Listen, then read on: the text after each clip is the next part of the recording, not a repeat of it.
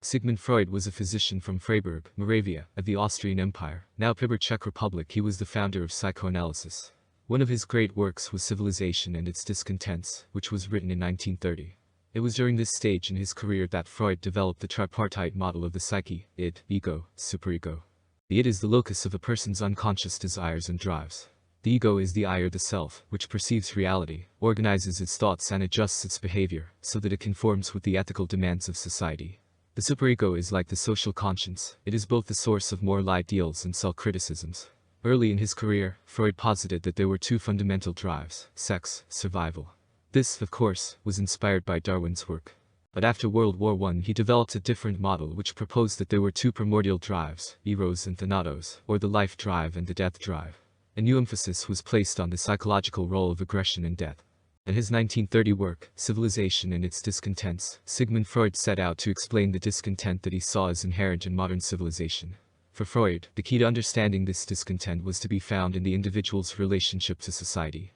According to Freud, the individual is born with certain instincts, which are in conflict with the demands of civilization. As a result, the individual is constantly struggling to find a balance between these two competing forces. This requires making sacrifices and learning to repress our urges, something that often leads to feelings of frustration and discontentment. For Freud, the key to happiness lies in learning to overcome these feelings of frustration and discontent. To understand why there is such tension between the individual and society, Freud begins by tracing the history of civilization. He starts with the first humans, who were living in what he calls a primal horde. In this primal horde, there was no concept of private property, and sexual promiscuity was the norm. However, as the horde grew larger, it became more difficult for everyone to get their needs met. To solve this problem, a leader emerged to convince the others to give up their claim to sexual promiscuity in exchange for private property rights. This leader was the first to establish the rules and regulations that would later become the basis for civilization. In doing so, he created a divide between the individual and society.